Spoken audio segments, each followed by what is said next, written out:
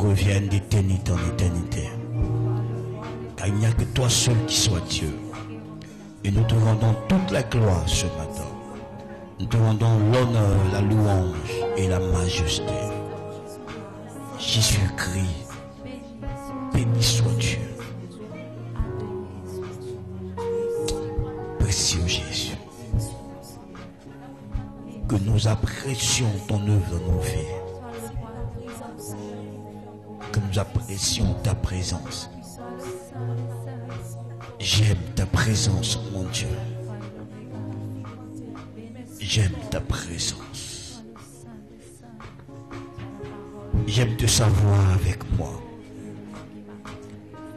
J'aime te savoir tout près de moi. J'aime te savoir en moi, Seigneur. C'est une bénédiction de porter ta présence. Une bénédiction d'être admis dans ta présence. De communier avec toi, de parler avec toi, d'échanger avec toi, de communiquer avec toi. Quel privilège, quel honneur, quel amour incommensurable, quel amour profond, quel amour parfait par lequel tu m'as aimé pour que je sois appelé fils de Dieu. Je te rends l'honneur, la louange, l'adoration et toute la magnificence, toute la majesté. Mon Dieu, tu es si grand, si redoutable, si puissant. Tu es le Tout-Puissant. Tu es celui qui détient tout pouvoir dans les cieux, sur la terre. En ton nom, tout genou fléchit, toute langue confesse que tu es Seigneur. Tu détiens la clé de la mort, du séjour des morts. Tu es la source de toute vie. À toi l'honneur, la louange. Dans le nom de Jésus. Alléluia. Veuillez vous asseoir. Que le nom du Seigneur soit béni. Amen, amen. Gloire à Dieu. Ok.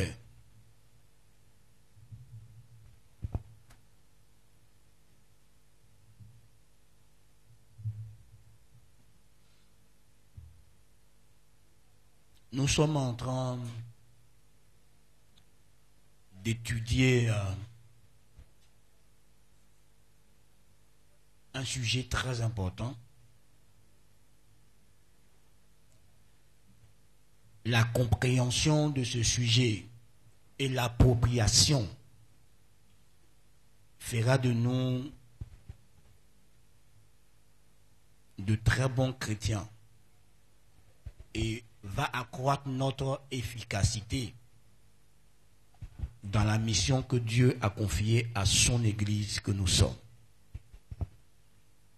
Alors soyons patients et puis allons pas à pas dans ce sujet et comprenons-le surtout.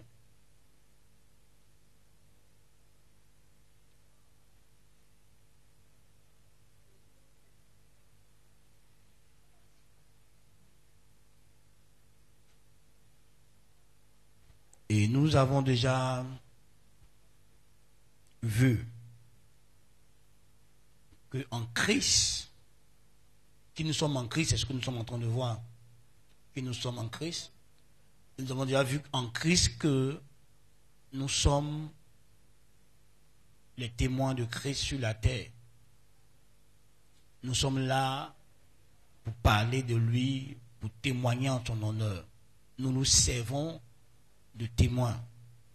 Donc nous vivons des choses avec lui, nous expérimentons des choses avec lui et nous nous approchons des autres et nous rendons témoignage ou nos vies rendent témoignage de ce que Dieu est et de ce que Dieu fait. Dans ces mêmes lancées, que ce soit en tant qu'ambassadeur de Christ, que ce soit en tant que lumière et sel, toujours de Dieu. nos vies doivent refléter Dieu. Nos vies doivent glorifier Dieu. En tant que lumière, nous devons éclairer ceux qui marchent dans les ténèbres et qui sont privés de la communion avec Dieu. Car tu ne peux pas marcher dans les ténèbres et vivre en communion avec Dieu. La communion avec Dieu exige que tu sois dans la lumière. Et nous avons la responsabilité d'éclairer les autres qui sont autour de nous et qui n'ont pas encore reçu Jésus-Christ et cru en lui. Vous savez, on ne donne pas sa vie à Christ. Nous recevons Christ parce que c'est lui qui nous a donné sa vie, sa précieuse vie. Alors nous, on ne fait que le recevoir et croire en lui. Et en croyant en lui, en le recevant et en croyant en lui, nous avons le privilège, le droit d'être cités comme étant fils et filles de Dieu. C'est un droit qui s'acquiert que lorsque nous acceptons Christ et croyons en lui. On ne naît pas enfant de Dieu, on est tous créatures de Dieu, mais on n'est pas enfant de Dieu sans l'adoption. La Bible nous dit clairement que Dieu avait un fils unique qu'il a sacrifié parce qu'il voulait avoir plusieurs fils. Donc nous sommes des créatures de Dieu jusqu'à ce que nous acceptons Christ et croyons en lui. Alors Christ nous donne le privilège, le droit de devenir enfants de Dieu. Et nous qui avons accepté Christ et qui avons cru en lui, nous sommes les fils de Dieu parce qu'il nous a adoptés en Jésus-Christ. Et ça a toujours été le plan de Dieu avant même la chute d'Adam, avant même la création de toute l'humanité. La Bible dit en Éphésiens chapitre 1, verset 4, qu'en lui, nous avons été élus avant la fondation du monde. Donc l'Église n'est pas une pensée qui est tombée dans la tête de Dieu. Ça a toujours été la pensée originaire de Dieu. Donc l'Église a toujours existé dans l'esprit de Dieu. Non. Alors, comprendre que nous sommes enfants de Dieu, c'est une grande responsabilité. Parce que chaque fils est appelé à honorer son père. Chaque fils est appelé à révéler son père. Donc, en tant que fils de Dieu, notre devoir, notre obligation est de révéler notre père. Et pour ça, il faut le vivre pleinement. Pour que dans tes propos, dans ta manière d'être, tu puisses révéler Dieu. Mais vous voyez, ça a toujours été la pensée de Dieu. Et je vais revenir ce matin encore dessus. On va aller dans le livre de la Genèse, le livre de la création, le livre des origines, qui nous parle des origines. Et nous allons comprendre que l'intention de Dieu a toujours été que toi et moi, nous soyons ses représentants officiels sur la terre, auprès des autres créatures. Dans Genèse chapitre 1, le verset 26. Genèse chapitre 1, verset 26 à 27. Donnez un micro à Antoine, s'il vous plaît. Donnez un micro au serviteur Antoine, afin qu'il puisse m'aider. Genèse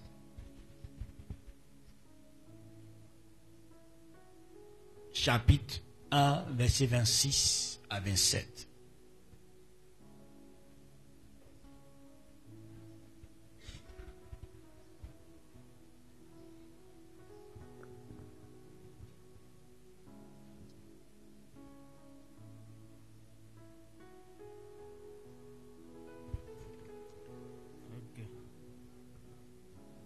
Genèse, chapitre 1, versets 26 à 27. Nous lisons. Puis Dieu dit, Faisons l'homme à notre image. Oui, vous vous levez et puis vous vous asseyez. Tout simplement. Selon notre ressemblance. Et qu'il domine sur les poissons de la mer, sur les oiseaux du ciel, sur le bétail, sur toute la terre et sur tous les reptiles qui rampent sur la terre. Dieu créa l'homme à son image. Il le créa à l'image de Dieu. Il créa l'homme et la femme. Amen. Amen. Ces propos nous sommes rapportés par Moïse, qui a écrit le livre de la Genèse, non, le livre des origines. Et là, nous sommes en train de lire dans le récit de la création. De la création de la terre, plus précisément. Parce qu'on dit Dieu a créé les cieux et puis la terre. Mais on ne nous raconte pas comment Dieu a créé les cieux pleinement. On nous montre simplement une petite partie où on montre quand Dieu a dit que les eaux qui sont au-dessus seront appelées ciel. Mais dans les cieux, il y a les trônes, il y a les invisibles, il y a les anges. Comment Dieu a créé les anges? Comment Dieu a créé les 24 vieillards? Comment Dieu a créé les 4 êtres vivants? On ne nous parle pas. On nous parle de la création de la terre, comment il a créé la terre et comment il a peuplé la terre. Et dans ce récit, on nous parle de comment Dieu a créé l'homme. Et dans le verset que nous venons de lire, on parle précisément de l'intention de Dieu lorsqu'il a eu conseil dans le sang de la divinité pour créer l'homme, pour former l'homme, pour façonner l'homme.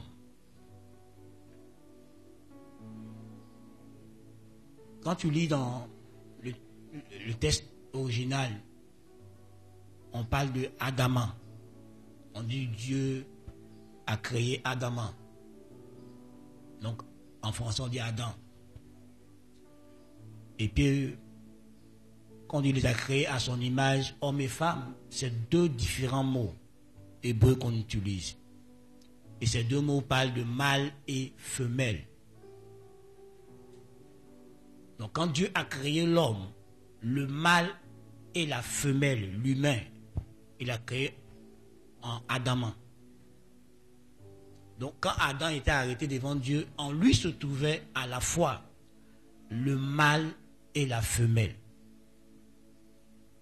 Et après, Dieu les a séparés. Donc, quand on parle d'Adam, on parle de l'humanité. Donc, on dit Dieu a façonné l'humanité à son image.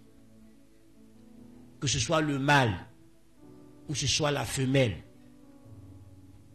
ils ont été tous les 2 façonnés à l'image de Dieu.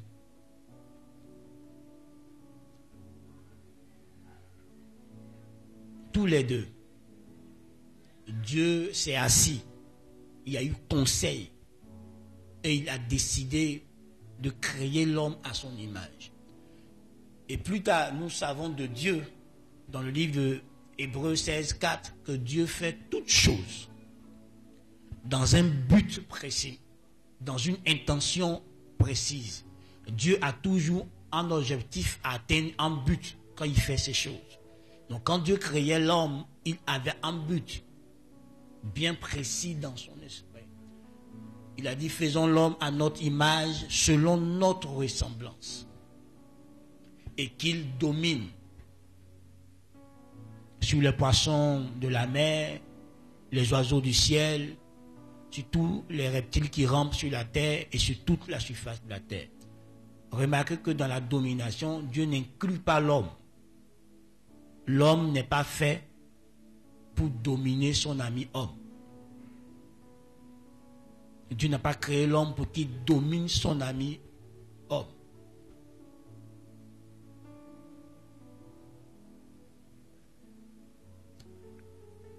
Donc tous ceux qui disent que une femme ne peut pas être pasteur, une femme ne peut pas être président de la République, sont juste à côté de la plaque. Parce que c'est aux deux. C'est à l'humain que Dieu donne la domination sur la terre. Et quand on parle de domination, on ne parle pas de dictature. Le mot hébreu montre que ce n'est pas de la dictature, mais de la gouvernance. Dieu demande à l'homme de gouverner la terre. Pas de dominer, pas d'écraser, pas de devenir un tyran, mais de gouverner. De gouverner, de conduire, de diriger, afin que chaque chose que Dieu a créée puisse atteindre son plein potentiel.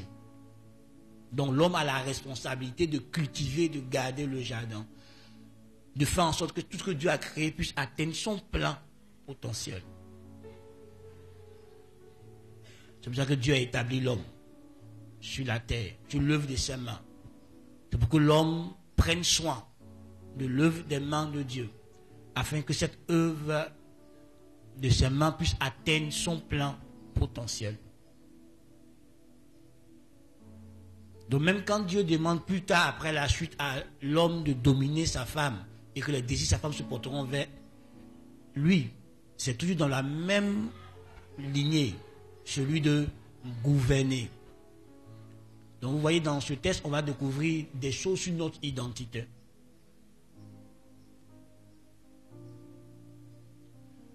Et quand on parle d'image,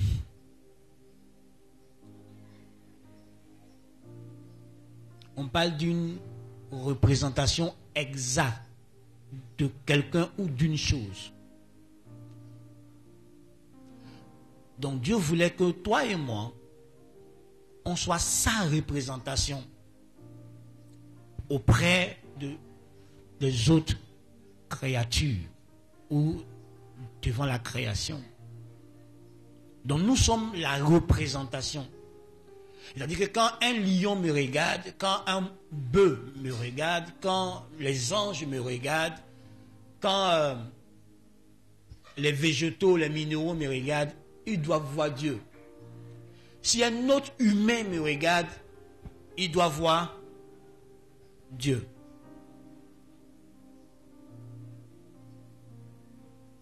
Nous sommes censés être l'image invisible, l'image plutôt visible du Dieu invisible.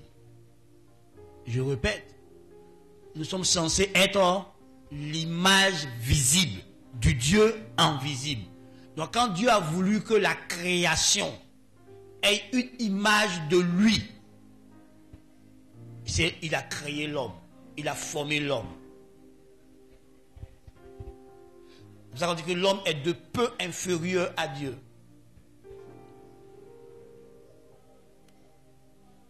Est-ce que vous savez que les anges n'ont jamais vu Dieu sauf quand ils ont vu Jésus?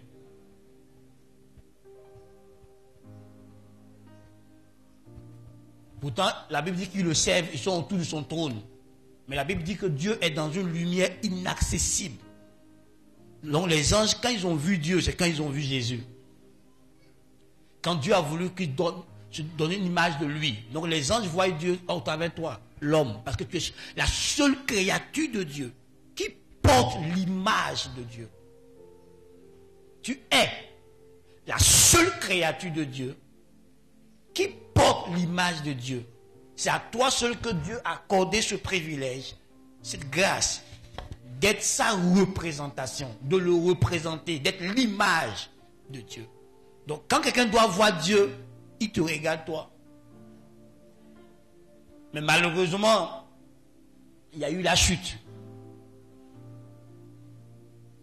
Si vous avez bien remarqué, quand on parle d'Adam et ses enfants, on dit Adam a fait Caïn à sa ressemblance. On ne dit pas la ressemblance de Dieu. Adam n'avait plus la ressemblance de Dieu au moment où il a engendré, bon, si tu veux, le troisième être humain. Après lui et puis Ève. Les deux, Adam et Ève, n'avaient plus la ressemblance de Dieu. Ils avaient perdu ça. Au moment où maintenant ils ont engendré la race humaine. Donc Adam et Ève ont fait de nous hier des pécheurs. Mais grâce Et gloire soit rendue à Dieu. Parce que Jésus est venu et nous a rachetés. C'est pour ça que la Bible dit que de revêtir l'homme nouveau, créé à l'image de Dieu selon la justice de Christ.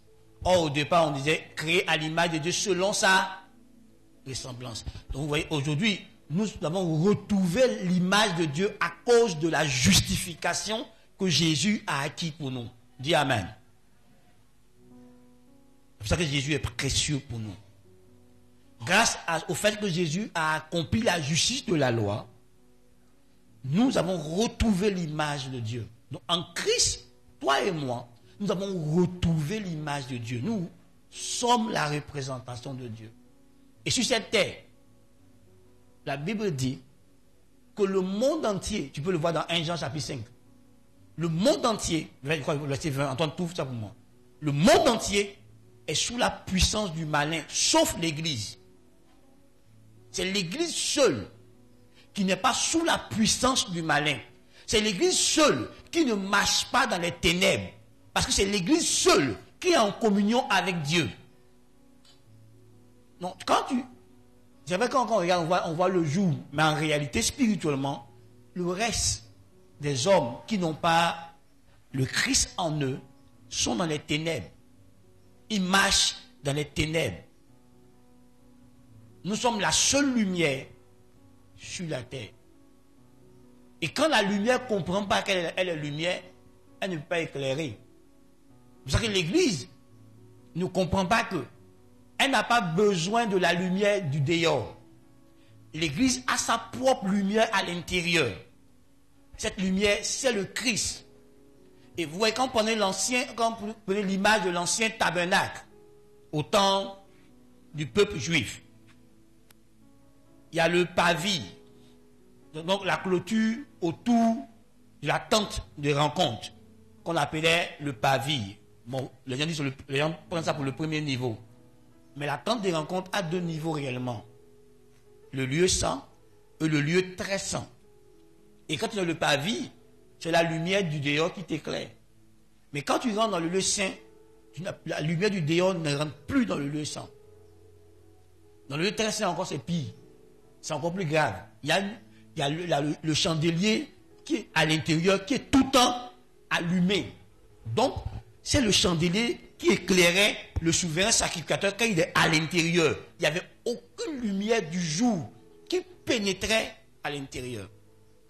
Donc, l'Église a sa propre source de connaissance. L'Église a sa propre source de sagesse. L'Église a sa propre source de vérité. Et c'est Christ. Donc l'Église ne peut pas se conformer au monde. Parce que l'Église est dans le monde, mais l'Église n'est pas du monde. L'Église est en mission dans le monde. L'Église est une Église conquérante. L'Église est une Église qui est venue avec une culture supérieure. La culture du royaume, elle est censée conquérir l'humanité. La vision de Jésus dit, faites de toutes les nations des disciples. Baptisez-les au nom du Père et du Saint-Esprit et enseignez-leur à obéir à tout ce que je vous ai prescrit. Donc l'Église ne peut pas prendre la lumière du dehors pour venir dans l'Église. Et l'image avant dit, il ne faut pas faire venir le feu étranger à l'autel. L'Église a sa propre source de connaissance. L'Église a sa propre source de sagesse. L'Église a sa propre source de vérité. La lumière de l'Église est à l'intérieur. C'est pour ça que tout chrétien qui ne vit pas en communion avec Dieu ne peut pas être éclairé, ne peut pas accéder à la vraie vérité. Il le rendra réellement libre. Donc aucune liberté promise au dehors ne peut rendre un enfant de Dieu libre. Seule la lumière du Christ peut t'affranchir. Donc l'Église n'a pas besoin du dehors. C'est le dehors qui a besoin de l'Église. L'Église n'a pas besoin du monde. C'est le monde qui a besoin de l'Église. C'est le monde qui a besoin de la sagesse, de l'intelligence de l'Église. Mais quand l'Église elle-même ne sait pas qu'elle est source de sagesse, source d'intelligence pour le monde, et elle va emprunter la sagesse et l'intelligence du monde, il y a problème. Ouais, je suis en train de vous écrire un livre sur le sujet l'église, repère et élite de la société contemporaine. L'église a perdu sa place. Mais ce qu'on vous cache, c'est que derrière la médecine se trouve l'église. Derrière l'éducation se trouve l'église. C'est l'église qui a créé les écoles. C'est l'église qui a créé la médecine. C'est l'église qui a créé les œuvres sociales. Parce que c'est l'église qui s'occupait des orphelins, des veuves et des démunis. Mais les gens ont fait tout pour retirer ça à l'église. Et on fait croire que non, l'église est stupide. Et les chrétiens sont des gens bêtes. Mais parce que les chrétiens eux-mêmes ont accepté d'être bêtes.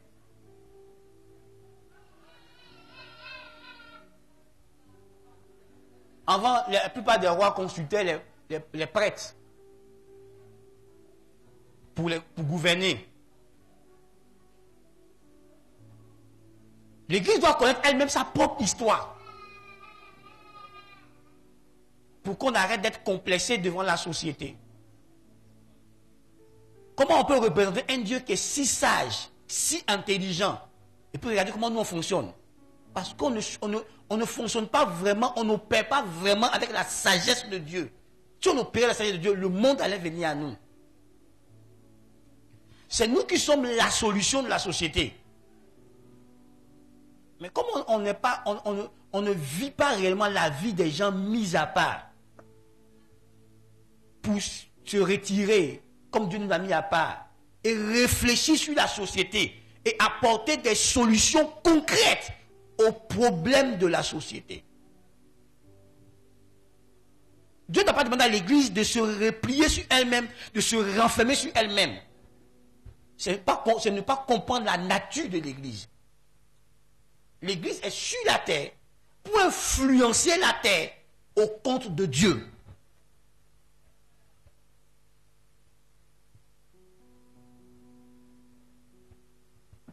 Non, si nous nous replions sur nous-mêmes, nous échouons. On est censé représenter Dieu auprès de qui? Des autres. Ce n'est pas auprès de nous. C'est auprès des autres que nous représentons Dieu. Est-ce que Dieu parle à quelqu'un ce matin? Donc, quand on dit, non, ne marchez pas avec les païens, ce n'est pas comprendre la mission de l'église. L'église, Dieu dit qu'il ne faut pas faire comme les païens, mais Dieu d'abord ne marche pas les païens. Dieu dit, marche avec eux pour faire quoi? Pour les éclairer. Pour que ta vie les éclaire. Pour qu'ils découvrent la vraie vie qui est Christ. Et toi, tu l'as à l'intérieur.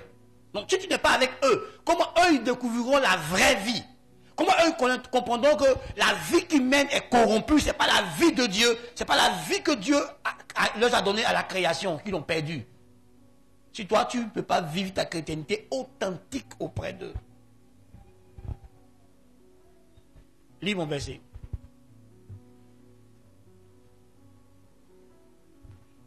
Le verset dit quoi? 1 Jean 5, c'est ça? Verset 20. Vous liez voir. 1 Jean 5, verset 20 dit: nous savons aussi que le Fils de Dieu est venu et qu'il nous a donné l'intelligence pour connaître le véritable. Non. Et nous sommes dans le véritable en son Fils Jésus-Christ. Non, c'est pas ça. Ça, c'est notre verset. Okay. Lis le verset 19. Le verset 19 dit: nous savons que nous sommes de Dieu et que le monde entier est sous la puissance du malin. Qui parle? L'apôtre Jean. Il parle au nom de qui? Il parle au nom de l'église. Il dit, nous savons que nous sommes de Dieu. Et puis le reste c'est quoi? Le reste c'est quoi? Non, sous la puissance. Pas du diable, pardon. Il faut dire ce que la Bible va dire.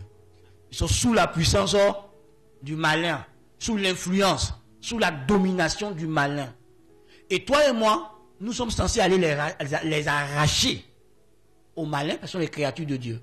Et Dieu les veut comme enfants. Et Dieu les a déjà adoptés. Il te dit ça. Le païen que tu vois là, Dieu l'a déjà adopté. Seulement que lui ne sait pas que Dieu l'a adopté. Parce que le jour où Jésus est mort, et il est mort pour toi seulement, il est mort pour tout le monde. Quand Jésus mourait là, toi tu étais chrétien. Est-ce que tu étais chrétien? Non, tu étais païen. Et puis il est mort. C'est parce qu'on t'a prêché l'évangile que l'évangile a ôté les écailles de tes yeux, que tu t'es rendu compte que tu dois venir chez Dieu. Donc Dieu aime le païen que tu vois là, comme il t'a aimé toi. Mais le païen ne sait pas que Dieu l'aime. Le païen ne sait pas que Dieu lui a pardonné, parce que Jésus est mort à la croix, et le sang de Jésus a déjà coulé pour lui. Et toi, Église, tu as la responsabilité de lui ouvrir les yeux, que Jésus est mort pour lui, pour qu'il accepte Jésus et qu'il croit en Jésus, qu'il reçoive le salut. Le salut ne se produit pas. Le salut se reçoit. Jésus a déjà accompli le salut et il nous le donne. C'est pour ça qu'on parle de grâce. C'est pour ça qu'on dit que la Bible dit, nous sommes sauvés par grâce, au moyen de la foi. Ce n'est pas par les œuvres. Personne ne méritera le salut. Le salut est une grâce que Dieu nous a donnée. Et il a donné cette grâce à toute l'humanité. Maintenant, les prédicateurs, ceux qui ont été éclairés, nous, on doit les éclairer. La Bible dit qu'on n'allume pas une lampe pour la mettre sous le... On la met où? Sur la table pour qu'elle fasse quoi? Donc tu vois, Dieu ne t'a pas éclairé pour te cacher. Dieu t'a éclairé pour que tu éclaires les autres. Donc quand tu as honte d'évangéliser, quand tu as honte de montrer cette beauté de Dieu qui est en toi, tu n'as rien compris de ta mission. Tu es censé éclairer les autres. Parce que tu es censé représenter Dieu auprès des autres. Si les autres doivent savoir si Dieu est bon, c'est toi le chrétien qui leur révèle que Dieu est bon. Si les autres doivent savoir si Dieu est sage, c'est toi le chrétien qui leur révèle la sagesse de Dieu. Si les autres doivent savoir si Dieu est tout puissant, c'est au travers de toi que la toute puissance de Dieu se manifeste. Voilà pourquoi Jésus t'a donné l'autorité, les clés du royaume, pour que tu manifestes la toute puissance de Dieu. Voilà pourquoi tu as reçu le mandat d'opérer au nom de Jésus, pour qu'au travers de toi, l'autorité de Dieu soit manifestée, l'autorité de Dieu soit révélée aux hommes. Donc nous sommes ceux qui révélons Dieu. Et la Bible dit que la création attend avec un ardent désir la manifestation des fils de Dieu, la révélation de Dieu que tu es. Donc c'est toi et moi qui révélons Dieu à la création. Tout comme à l'époque, il utilisait Israël pour se révéler à toutes les nations. Aujourd'hui, c'est l'Église que Dieu utilise. Parce que l'Église, c'est l'assemblée des Juifs et des non-Juifs. Donc la nouvelle création que Dieu utilise pour se révéler à l'humanité. Donc vous voyez, quand l'Église est au cœur des scandales, quand l'Église est au cœur des choses qui n'honorent pas Dieu, l'Église est hors de sa mission. L'Église est censée être le repère de la société. Si la société a besoin de repères, elle doit se tourner vers l'Église. Est-ce que la société se tourne vers l'Église? Non, parce que l'Église elle-même a perdu son identité. Et l'Église est confondue avec le monde. Or, Dieu nous a sanctifiés. Il nous a mis à part. Il nous a séparés pour qu'on soit un instrument entre ses mains. Pour que de par nous, Dieu se révèle à l'humanité. Donc vous voyez, quand nos familles ne reflètent pas le mariage divin, quand nos couples ne reflètent pas le mariage entre l'Église et Jésus, il y a un problème. On n'a pas compris. Nous sommes la seule institution sur terre qui a pour mission de révéler Dieu à l'humanité, l'Église. Donc on a un souci quand on ne veut pas vivre pleinement la vie de Christ pour la manifester aux nations. Mais c'est pour ça que Dieu t'a sauvé. Et il t'a laissé sur cette terre pour que tu vives la vie de Dieu, pour que les autres voient la vie de Dieu. Donc tu es censé montrer la vie de Dieu. C'est pour ça que tu as le privilège d'avoir une communion avec Dieu, une intimité avec Dieu. Pour qu'au travers de ton intimité avec Dieu, Dieu soit manifesté par tes paroles, par tes actes, par ton style de vie. C'est ce que l'Église est. Elle est là pour faire la promotion de la culture du royaume céleste. Donc si tu ne vois, frère, que tu ne comprends pas ça, tu n'as rien compris. Où est le diable?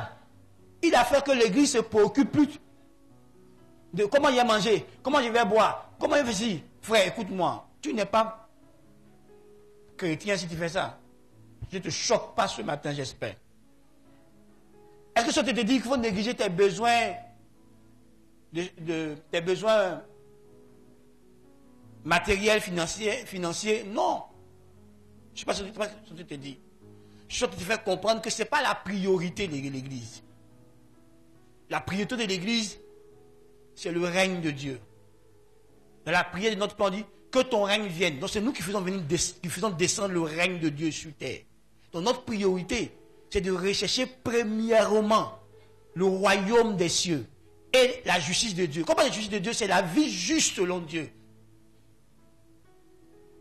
Nous sommes censés faire ça en priorité. Et la Bible dit, les autres choses nous seront données. Mais quels sont ceux qui les cherchent en premier? Ce sont les païens. Lis. Prends Matthieu chapitre 6, verset 33-34. Frère, nous sommes là pour représenter Dieu.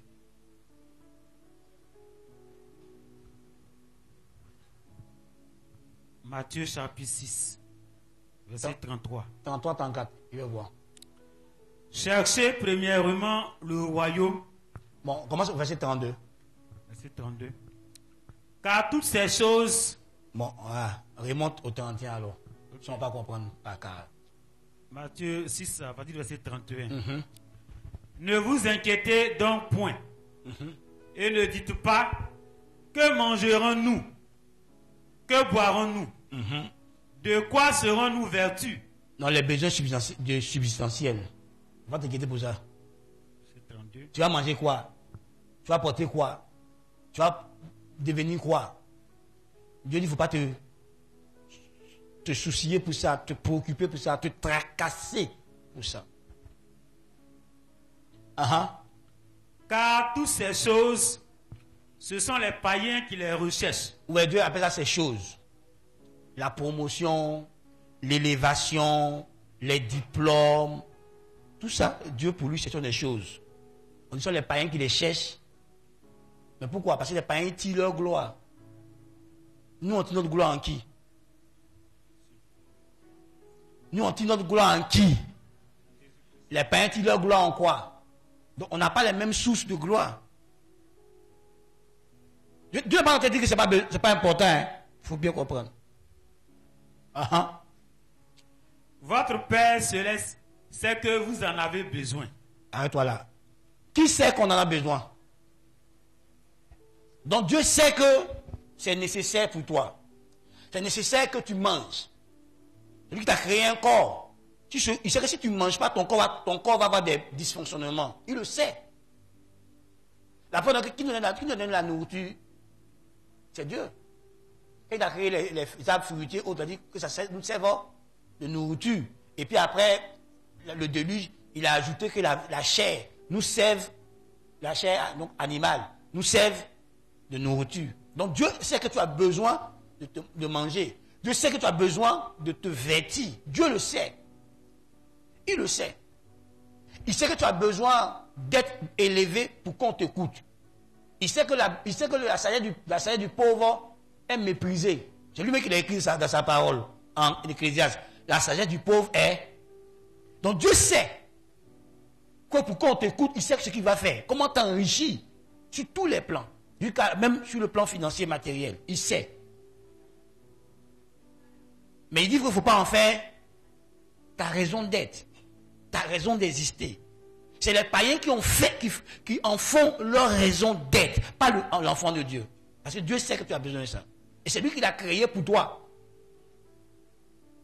Rappelle-toi qu'il a créé toutes ces choses avant de te créer.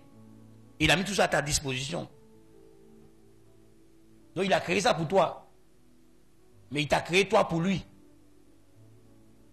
Allons-y. Cherchez premièrement le royaume et la justice de Dieu. Et toutes ces choses vous seront données par-dessus. Merci. Donc, tu vois, on dit que toi, tu dois chercher quoi en premier lieu?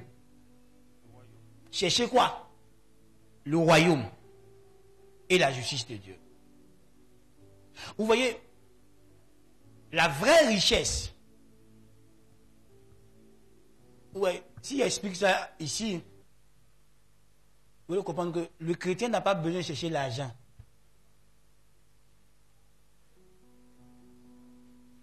Parce que Dieu ne donne pas l'argent. Hein. Je répète, Dieu ne donne pas l'argent. Dieu, tu pries, Dieu demande à l'argent. Hein? Lisez bien votre Bible. Il dit à Israël, souviens-toi, que c'est moi qui donne la force d'acquérir toutes ces richesses. Et quand on parle de force là, c'est pas seulement la force physique. Hein. Le mot force là va plus loin que physique. C'est pas seulement physique. Ça parle même de la force intellectuelle, mentale, tout ça. Le mot force là, ça parle des vertus, ça parle des capacités qui déposent en toi. Donc il y a des choses que Dieu a mis en toi, des facultés comme l'intelligence, la capacité d'apprendre, la capacité d'analyser, la capacité de comprendre. Tout ça c'est en toi. Pour que tu deviennes riche. Il y a la créativité en toi. Il y a des idées que Dieu a mis en toi. La capacité de penser. Mais est-ce que tu utilises ta capacité de penser? Après la Bible dit que si tout va mal, fais quoi? Assieds-toi, fais quoi? Et puis après la Bible dit, celui qui réfléchit à tout, trouve le bonheur.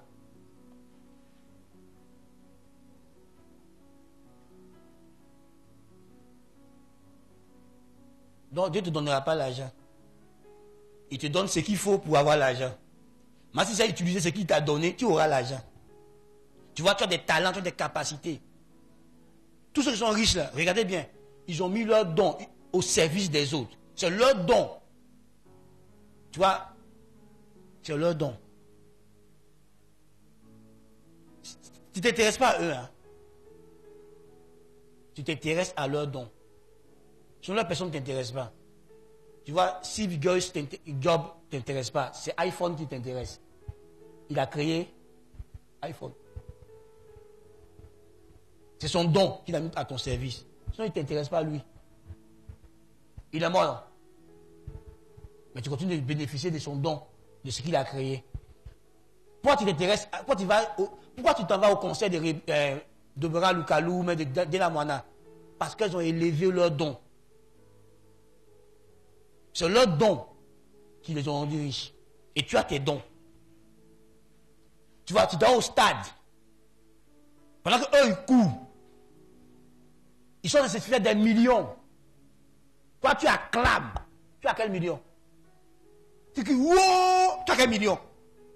Mais tous les joueurs, quand eux, ils sont de courir, là, à la fin, ils ont pris mort. Toi, tu as ça. Ouh! Quand elle chante de petites danses là, tu as payé ticket pour être dans la salle. À la fin, quand elle dépose le micro puis elle descend là, l'organisateur du spectacle lui donne un chèque. Toi, tu restes à la maison avec rien dans la poche. Bon, la joie, ok. Mais elle a mis son don. Et tu as des dons. Mais tu ne réfléchis pas. Tu pries sans intelligence.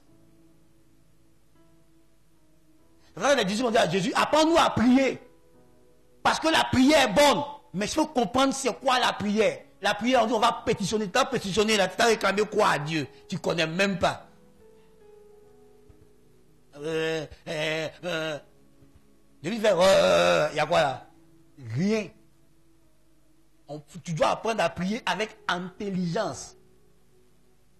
Tu vois comment je prie Dieu? Révèle-moi mes dons, révèle-moi mes capacités, révèle-moi comment développer telle capacité, tel don, telle chose que tu m'as donné. Montre-moi comment le développer. Quand je ne prie pas pour prier. Quand je prie, je sais ce qui est important. Et quand je prie Dieu, tu m'as donné l'autorité. Apprends-moi à exercer mon autorité sur la nature. Apprends-moi à exercer mon autorité sur les démons. Apprends-moi à exercer mon autorité sur tout ce qui tu m'as établi. Pour que je les élève en dignité. Quand je vais les élever en dignité, moi je serai révélé. Ce sont les fils qui révèlent leur père. Donc quand je vais les élever en dignité, moi je serai révélé. Ah ah. Seigneur, apprends-moi à aimer les autres. Apprends-moi à avoir de la compassion pour les gens. Ce sont les secrets de la richesse. Tu vois, je t'enseignerai ça, les 7 domaines-là qui conduisent à la richesse financière et matérielle. Tu vas cesser de chercher une richesse financière et matérielle, tu vas chercher ces domaines-là. Quand tu as ça, forcé. Ouais, est-ce que Joseph a cherché l'argent? Mais qu'est-ce qu'il a fait que Joseph devienne riche? Ce sont ses dons spirituels, ses capacités intellectuelles. Faux ou vrai? Quand il a interprété le rêve, on dit qui peut administrer? Pharaon dit toi seul peux administrer. Donc il a administré, il a géré la crise, l'abondance, et il a géré la crise de la famine. Donc c'est quoi qu'il a élevé? Ses capacités spirituelles, sa connaissance de Dieu, sa connaissance intellectuelle de la gestion, du leadership managérial. Est-ce qu'il a prié pour être riche? Non. Mais quand Pharaon l'a élevé, Pharaon lui a donné une maison officielle. Pharaon lui a donné un char, le deuxième char le plus élevé, au point où son ancien patron se prosterne devant lui. Même celui-même qu'il a mis en contact avec Pharaon se prosternait devant lui, dans les chansons. C'est quoi Dieu a pu l'élever?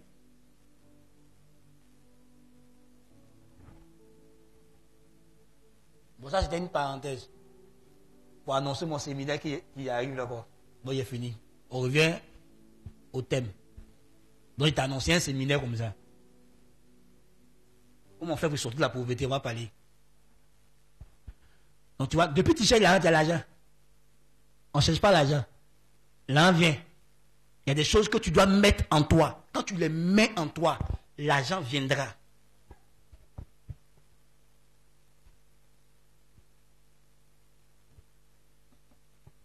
Or, il y a des choses que vous négligez.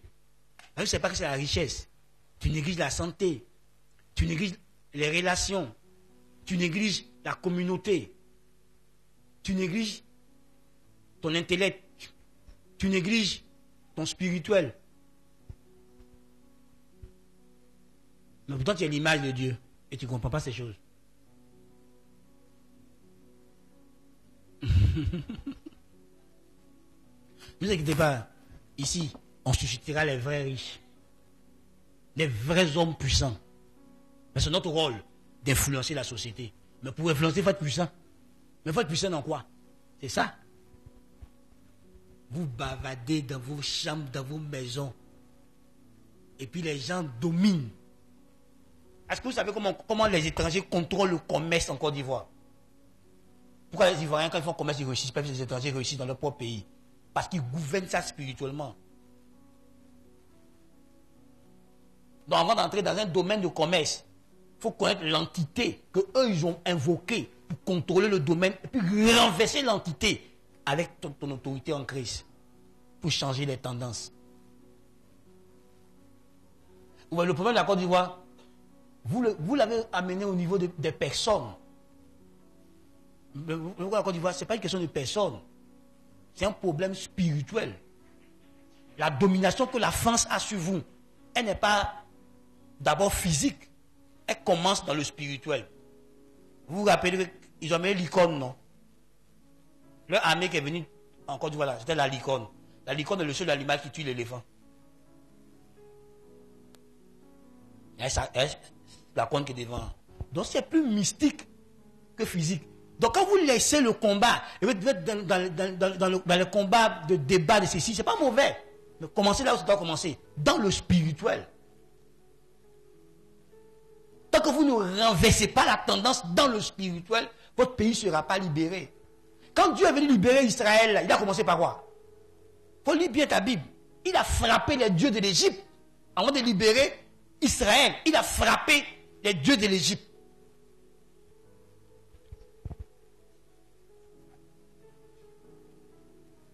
Donc, prie pour ton pays. Ça veut dire que la paix de ton pays dépend de toi. Ça ne dépend pas des politiciens. Ça dépend de toi. Parce que le vrai politicien là, c'est toi. Pas la politique, on doit la résumer juste, c'est la gestion de la cité. Donc nous tous on est concernés. Toi qui dis Jésus, moi il ne fait pas politique. Tu fais politique, ça fait politique. C'est tout. Tu es la représentation de Dieu. Et puis tu es là en Côte d'Ivoire. Et puis la Côte d'Ivoire subit. Mais tu ne joues pas ton rôle.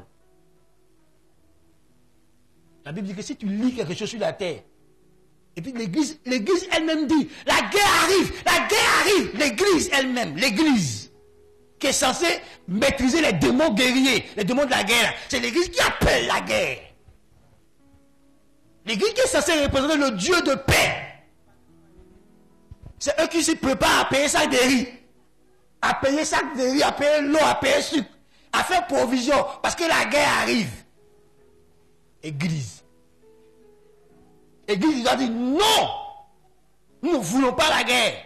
Et puis se mettre à genoux et prier pour que les gens s'asseyent et discutent. Parce que nous sommes l'église qui représentons le Dieu de paix. Et c'est nous qui pouvons communiquer la paix. C'est l'église qui appelle la guerre. Les fils de Dieu, ceux qui sont censés procurer la paix, c'est eux qui appellent la guerre. C'est quelle prophétie ça? Lisez vos Bibles. On dit les fils de Dieu procurent. Là, toi, tu appelles la guerre. Oui, Dieu peut te montrer un plan de guerre contre ton pays. Parce que il te reconnaît comme la sentinelle. Mais la sentinelle fait quoi? Elle doit déjouer ça. Donc tu dois rentrer en intercession pour dire Dieu, je ne veux pas la mort. Je ne veux pas le règne de la mort. Je veux le règne de la vie. Je ne veux pas voir la mort. Je ne veux pas voir la destruction. Tu es censé prier. Tu es censé prier pour les autorités. Pourquoi? La Bible dit si on prie pour eux, on vivra une vie paisible. Donc, l'Église a pour mission de prier pour les autorités pour vivre une vie tranquille et paisible. Il faut lire ta Bible. C'est la raison pour laquelle on dit de prier pour eux. Pour qu'ils soient contrôlés par l'Esprit de Dieu. Pour qu'ils soient contrôlés par Dieu. Pour qu'ils prennent des décisions inspirées par Dieu. Et non inspirées par les forces du mal. Parce que le diable il détruit. Le diable il tue. Le diable il pille. Le diable il vole. Et toi, chrétien, tu te prépares à la guerre.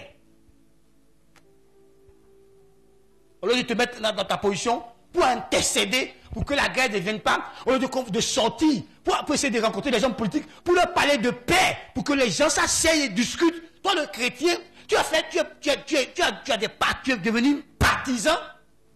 Il n'y a rien contre le fait qu'on fasse la politique, hein, mais qu'on fasse la politique avec sagesse. Est-ce qu'on fait la politique pour détruire notre nation? Non, on fait la politique pour bâtir notre nation.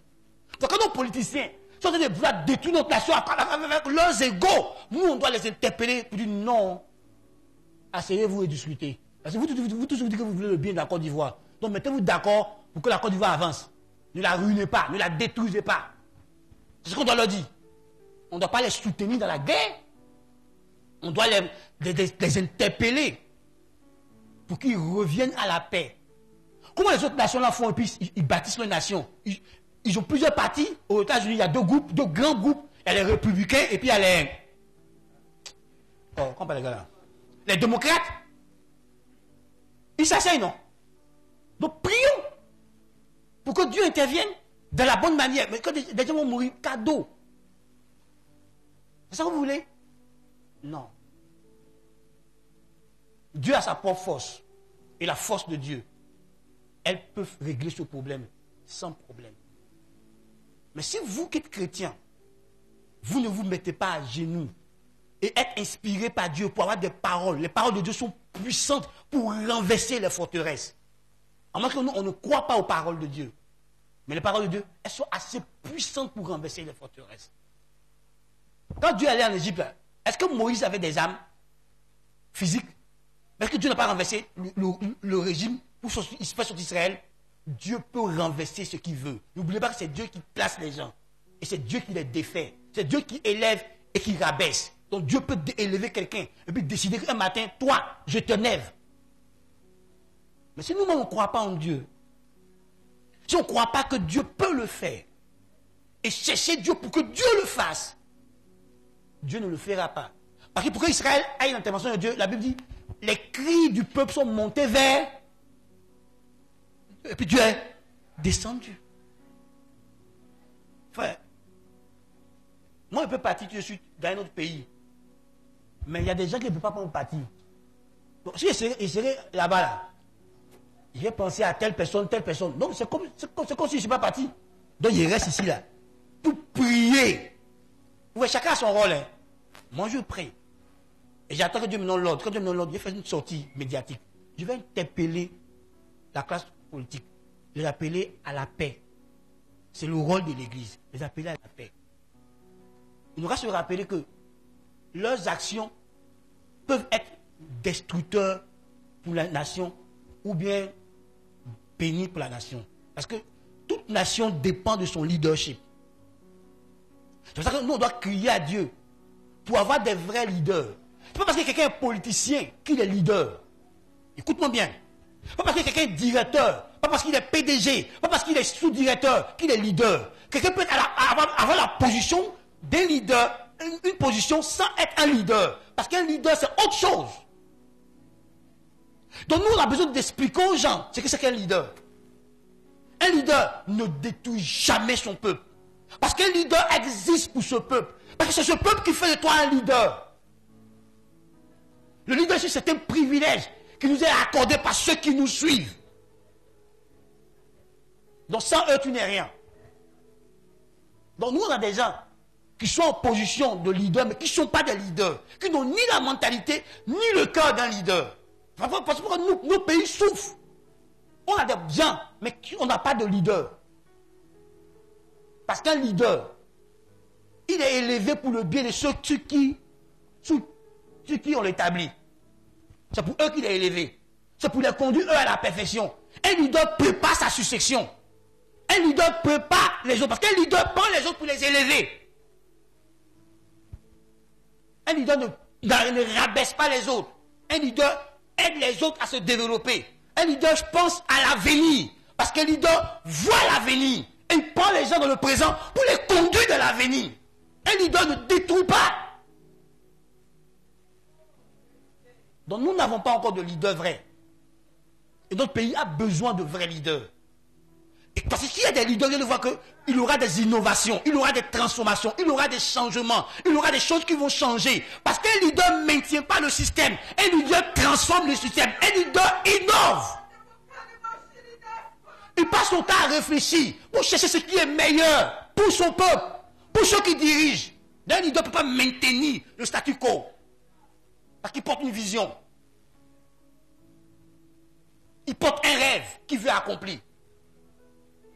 Il prend les gens pour les conduire dans ce rêve. Je n'ai rien contre la classe politique. Je prie pour que Dieu nous donne un leader. Je prie pour que à tous les niveaux en Côte d'Ivoire, on ait des leaders. Pour que la richesse de la Côte d'Ivoire puisse profiter à tous les Ivoiriens. On n'a pas de leader. On a des gens, frère, il faut leur demander quel est le rêve qu'ils ont pour la Côte d'Ivoire. Demande-leur quel est le rêve qu'ils ont pour la jeunesse ivoirienne. Demande-leur est-ce qu'ils sont prêts à quitter leur position pour laisser d'autres à leur place. Est-ce qu'ils préparent la future génération? Est-ce qu'ils élèvent d'autres leaders? Est-ce qu'ils pensent à l'avenir de la Côte d'Ivoire? Rien. Ils pensent à eux, à leurs prochaines élections, à eux, et à eux, et à eux, et à eux.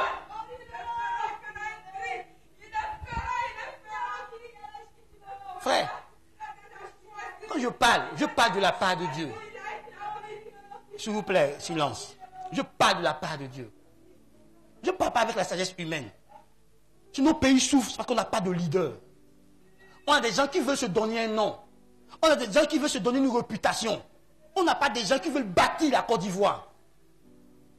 On veut des gens pour bâtir notre pays. On ne veut pas des gens pour dire je suis ceci, je suis cela. On n'a pas besoin d'eux. On a besoin de leaders. Tu verras si on a des leaders. La Côte d'Ivoire va développer plusieurs secteurs. Un pays qui est riche comme le nôtre, on traîne parce qu'on n'a pas encore de leader pour bâtir la Côte d'Ivoire. Des gens qui ont une vision pour le peuple ivoirien. Des gens qui aiment ce pays et qui sont prêts à se sacrifier ce pays. Parce qu'un pays, un leader se sacrifie. Un leader donne sa vie pour son peuple. Un leader ne vit pas pour avoir un nom. Parce qu'un leader, même quand il fait ce qu'il a à faire là, C'est tellement naturel pour lui. Parce que le leadership s'installe en toi. Quand tu as découvert ce pourquoi tu es. Quand tu as découvert ton rêve. Quand tu as découvert ta raison. Un leader ne cherche pas de suiveurs. Un leader, il se découvre lui-même. Il découvre son but. Il découvre sa mission. Parce qu'il a accompli son but, sa mission. Les gens le suivent dans son but et dans sa mission. Ils sont attirés par la vision qu'il incarne. Ils sont attirés par la vision qu'il porte. Ils sont attirés par le caractère qu'il est. Alors prions pour notre nation. Pour que Dieu nous bénisse avec de vrais leaders. Et notre pays pourra jouir de toute la bénédiction que Dieu a mis dans son sous-sol. On a besoin de leaders. Des politiciens éclairés. Parce qu'un leader est quelqu'un qui est éclairé. Qui est vraiment éclairé. Parce qu'il vit à des années-lumière des autres. C'est un futuriste. Vous savez, souvent, on ne le comprend pas. Parce qu'il n'est jamais satisfait du présent, à cause du futur qu'il voit. Et il veut conduire tout le monde dans le futur qu'il voit. Son futur qu'il voit est réel. Donc il le communique aux autres. Et ceux qui commencent à comprendre, le suivent dedans. Frère, nous avons besoin de leaders. Et l'Église même a besoin de prendre sa position de leader dans la société pour éclairer les gens. Pour aider les gens.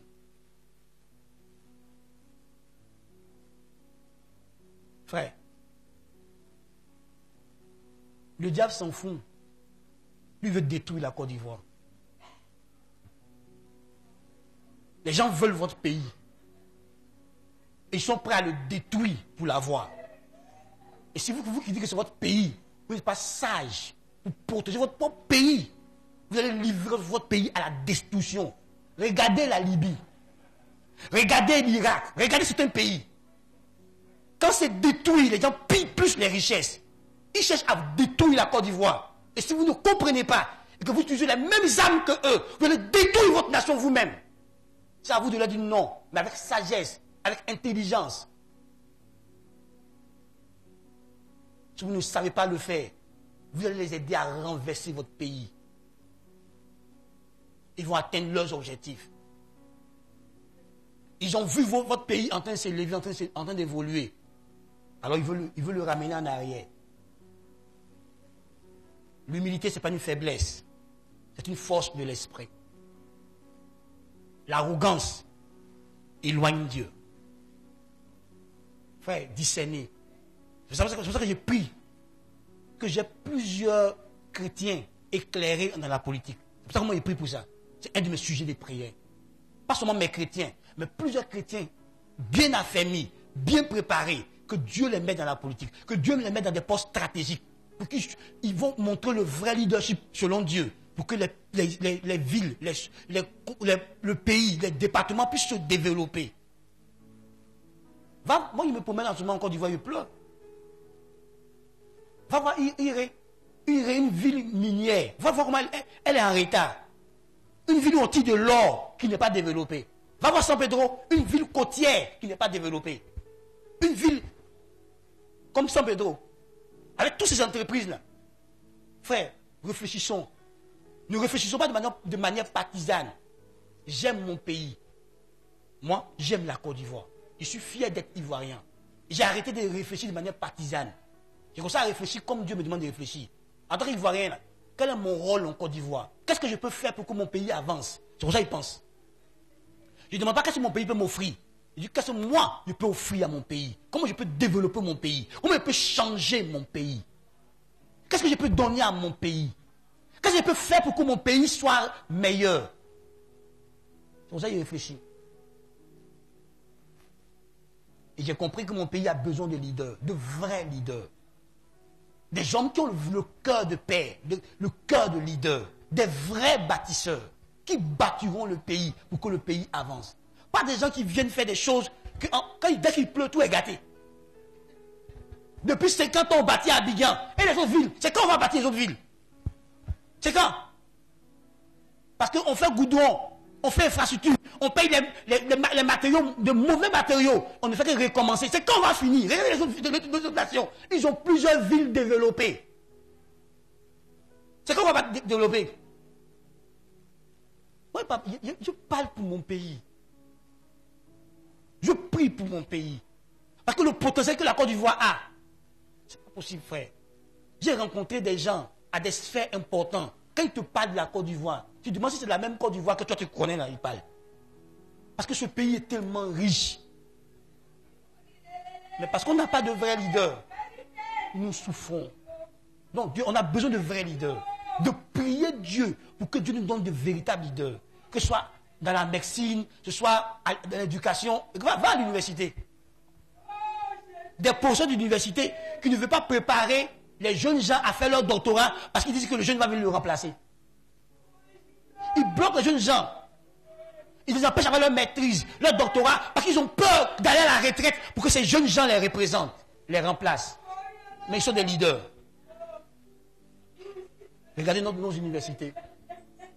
Frère, nous représentons Dieu. Et nous devons penser comme Dieu. Et nous devons influencer la société. Je t'en supplie. Aidez-la, s'il vous plaît. Nous devons influencer la société. Et tu peux influencer la société avec la mentalité de la société. Tu dois l'influencer avec la mentalité du royaume de Dieu. La mentalité du royaume. Frère, tu dois influencer tes enfants avec la mentalité du royaume. Influencer ta famille avec la mentalité du royaume. Et aller dans ton pays et avec la mentalité du royaume. Frère, tu dois sauver cette nation. Et Dieu compte sur toi. Souviens-toi, le prophète Kakou l'avait dit. Il dit que c'est de par l'église que le pays sera libéré. Et tant que l'église sera divisée de l'intérieur, elle ne peut pas être efficace. Ils ont divisé l'église de l'intérieur. Et l'église doit se réveiller pour se positionner. Et pour interpeller, pour prier, pour interpeller, pour appeler à la paix. Parce que sans paix, il n'y aura pas de vraie prospérité. Pour que la prospérité vraie arrive, il faut un état de paix. Il faut un état de justice. Et l'église est la seule chose qui peut apprendre aux gens. S'il vous plaît, aidez-la. Vous me faites la sortie. Commando, faites la sortie. Vous comprenez? Qui peut présenter? Qui est intègre? Qui a la valeur de l'intégrité? C'est l'église. C'est les enfants de Dieu. C'est nous qui sommes incorruptibles. Donc c'est nous qui pouvons apporter ce sel. C'est nous qui sommes le sel de la terre. Nous qui pouvons arrêter cette corruption et rendre les gens incorruptibles. C'est nous qui détenons ça. C'est nous qui pouvons apprendre aux gens à être amour, à ne pas être égoïste, à ne pas être égocentrique. C'est l'église qui a ce message. C'est l'église qui a le message de l'amour inconditionnel. C'est l'église qui peut apprendre aux gens à penser aux intérêts des autres aussi qu'à leurs intérêts, mais pas seulement à leurs intérêts. Et c'est l'église qui peut le faire. Donc nous avons besoin de nous réveiller, à commencer par la prière, pour que dans la prière, nous recevons la sagesse divine, pour qu'on puisse dissiper cette sagesse et sauver notre nation. Réfléchis bien à ce que tu fais. Réfléchis bien avant de dire des commentaires, avant de faire des choses. Tes commentaires doivent être des commentaires qui apportent la paix, qui apaisent. Parce que la justice, elle est sémée dans la paix. C'est écrit dans la parole de Dieu, dans Jacques. Tu es le représentant de Dieu. Tes actions doivent représenter Dieu. Tes paroles doivent représenter Dieu. Tes paroles doivent être les pensées de Dieu, les paroles de Dieu. Frère, arrête de dire ce que tu veux faire. Mets-toi à part et laisse Dieu t'utiliser pour ta nation. Oui, c'est ce qu'on a fait en 2010. On a été partisans. Et on a détruit notre nation. On reprend encore ça encore. Changeons de mentalité, Église. Agissons comme les fils et les filles de Dieu. Dieu nous élève pour qu'on fasse quelque chose pour lui. Discernons et faisons-le pour Dieu. Parce qu'en servant, nous serons embellis. Donc tu vois, tu es censé être quoi? Le gouverneur de la terre. C'est pas ça? Qui leur domine, qui gouverne. Donc Dieu a fait de toi le quoi? Le gouverneur de la terre. Tu es censé gouverner cette terre. Pour Dieu, pour le compte de Dieu. Tu es censé administrer, tu es censé gérer cette terre. Pour le compte de Dieu. Je répète, pour le compte de Dieu. pour que le règne de Dieu dans le monde invisible soit visible sur la terre. Dieu compte sur toi, Dieu compte sur moi, Dieu compte sur nous, pour que par nous, le règne de Dieu soit manifesté dans nos maisons, dans nos quartiers, dans nos vies, dans nos entreprises, pour que le règne de Dieu soit manifesté. Donc nous sommes les gouverneurs de Dieu sur la terre. On dit encore du voir que les gouverneurs sont les préfets et que les préfets représentent le chef de l'État dans la région où ils sont établis. C'est ça, hein? C'est pas ça? Que le préfet, c'est comme le chef de l'État là-bas, dans la région où les préfets passent un gouverneur. Donc nous sommes les gouverneurs de Dieu. Donc Dieu nous place à des positions stratégiques pour qu'on gouverne pour lui. Donc nous recevons nos instructions de qui? De celui qui nous a établis. Pour qu'on gouverne. Tu es appelé à dominer, tu es appelé à gouverner la terre. Pour Dieu, tu es le gouverneur de Dieu. Dieu compte sur toi pour gouverner. C'est au travers de toi que Dieu règne sur la terre. Comprends-le, mon frère. Comprends-le, ma soeur. C'est au travers de toi que Dieu règne sur la terre. Au travers de toi. Parce que tu es son gouverneur. Il t'a établi pour gouverner la terre pour lui. Pour administrer la terre pour lui. Pour gérer la terre pour lui. Dieu t'a établi pour ça. Pour que tu fasses de l'intendance en son nom. Donc tu es l'intendant de Dieu. Tu vois, Dieu est le propriétaire. C'est pas ce que la Bible dit. Dans le psaume 24, la Bible dit la terre appartient à qui? À l'Éternel. Il est le propriétaire. Dieu t'a jamais donné son titre de propriétaire. Il t'a fait de toi son administrateur. Il a fait de toi son gestionnaire, son gouverneur. Il dit, gouverne la terre pour moi. Gouverne à mon compte. Gouverne à mon compte. Donc nous sommes censés gouverner au compte de Dieu. Dans toutes les sphères où Dieu nous établit, nous sommes censés manifester le règne de Dieu. Nous sommes censés apprendre aux gens à se soumettre à Dieu. C'est notre rôle, Église. On doit apprendre aux gens à obéir à Christ. Alors Paul dit de ramener toute pensée captive à l'obéissance de Christ. Donc on ramène tous les esprits humains à l'obéissance de Christ. C'est le rôle de l'Église, de renverser les forteresses pour établir le règne de Dieu, pour établir la connaissance de Dieu.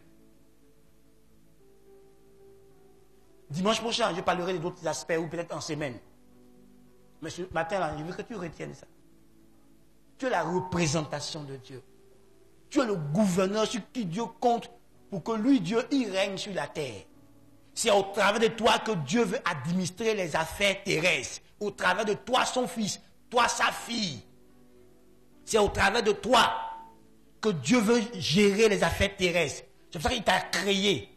Il t'a placé là pour qu'au travers de toi, il règne sur les affaires de la terre. Donc, Église, tu ne peux pas rester silencieux. Silencieuse plutôt. Tu ne peux pas. Tu dois parler. Mais parler avec la sagesse du royaume. Or, la sagesse de Dieu là, a une caractéristique. C'est une sagesse de paix. On dit que la sagesse de Dieu, une caractéristique quoi? Elle est pacifique. Elle est conciliatrice. La sagesse de Dieu. Et c'est par la sagesse qu'on bâtit. Et tu as la sagesse qui bâtit. Tu as la sagesse de Dieu. Tu vois, tu dois prendre conscience de qui tu es. De ce que Dieu, comment Dieu compte sur toi. Comment Dieu a investi en toi. Comment Dieu veut par toi faire des choses extraordinaires. C'est pour ça que Dieu te place à des positions stratégiques. Tu es le centre d'opération du Saint-Esprit. Là où tu as placé, là où il te place. Tu es le centre d'opération du Saint-Esprit. Dans la maison où il t'a placé, dans le peuple où il t'a placé, dans la famille où il t'a placé, dans la position sociale ou professionnelle où il te place, tu es le centre d'opération du Saint-Esprit. De par toi, le Saint-Esprit veut frayer un chemin là. Il veut sauver des vies, il veut transformer des vies, il veut changer des vies, changer de culture, changer de mentalité pour leur communiquer la culture du royaume. Tu dois comprendre que partout où tu es le moyen par lequel Dieu veut passer pour toucher des vies. Tu es la personne par laquelle Dieu veut passer pour toucher des vies. Oui, Dieu est passé par Joseph pour régler le problème de l'Égypte. Et c'est ce que Dieu fait de toi. Dieu est passé par Daniel pour régler les choses en Égypte et en Babylone. Dieu fait ça de toi. Tu es son gouverneur. C'est sur toi que Dieu compte. C'est toi qui l'as créé pour ça. Pour que tu fasses de bonnes œuvres qu'il a préparées. C'est toi qui l'as créé pour ça. Pour que tu gouvernes. Donc vous voyez, on a mal fait de laisser la gestion entre les mains de ceux qui n'ont pas Dieu. Et nous subissons, non? Hein? Parce qu'ils n'ont pas Dieu. Ils n'opèrent pas avec la sagesse de Dieu. Ils n'opèrent pas l'intelligence de Dieu. Donc nous devons nous lever, frère. Parce que c'est à nous la responsabilité de gérer la terre. Nous sommes les dominateurs. Ceux qui reposent la domination là, c'est toi et moi, nous église. C'est nous les gouverneurs de Dieu qui avons la responsabilité de gouverner la terre. Et nous on a fui. On a laissé ça. Et bien on subit. Enfin écoute-moi. Dans les pays où la loi de homosexuel est passée là, c'est pourquoi? Parce que l'assemblée là, était remplie de qui? Était remplie de qui? Des fils des ténèbres. Les pays où l'avortement, la loi de l'avortement, les pays où on dit que la prostituée peut payer impôt, c'est pourquoi? Parce que là-bas, ils sont entre eux. Il n'y a pas de fils de lumière au milieu d'eux. Si il y a des fils de lumière, il a dit non, ça ne passe pas. Non, c'est pas bon. Non, c'est comme ci. Non, c'est comme ça. Dans les pays aujourd'hui, des États où la drogue est légalisée, tout le monde peut prendre la drogue.